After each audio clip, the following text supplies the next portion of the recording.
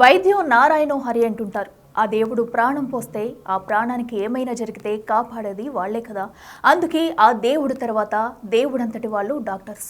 ప్రస్తుతం వైద్యం పేరుతో పెద్ద పెద్ద వ్యాపారాలు చేస్తున్న క్రమంలో తాము నేర్చుకున్న వైద్యంతో వీలైనంత మంది ప్రాణాలు కాపాడాలని నిత్యం పరితపించే డాక్టర్లు ఎందరో.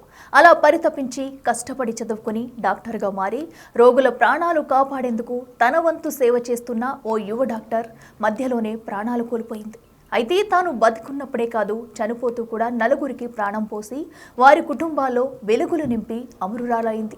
హైదరాబాద్ ఎల్బీ నగర్కు చెందిన డాక్టర్ భూమిక కామినేని హాస్పిటల్లో హౌస్ సర్జన్గా సేవలందిస్తున్నారు. ఫిబ్రవరి 2న తన స్నేహితుడైన మరో డాక్టర్ యశ్వంత్తో కలిసి ఓ ఫంక్షన్కు వెళ్లి కారులో తిరిగి వస్తుండగా నార్సింగ్ వద్ద రోడ్డు ప్రమాదం జరిగింది.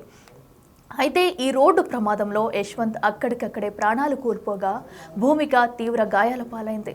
దీంతో వెంటనే ఆమెను కాంటినెంటల్ హాస్పిటల్కి తరలించారు. కాగా వారం రోజుల పాటు మృత్యువుతో పోరాడిన భూమిక బ్రెయిన్ డెడ్ అయింది.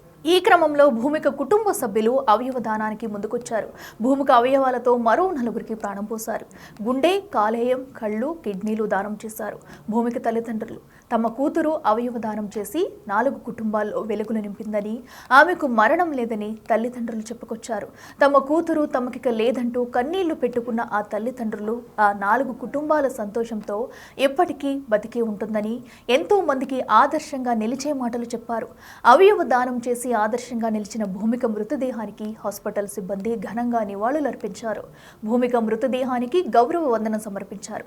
నలుగురికి ప్రాణాలు పోసిన భూమిక అమర్ రహే అంటూ నినాదాలు చేసి కన్నీళ్లు పెట్టుకున్నారు.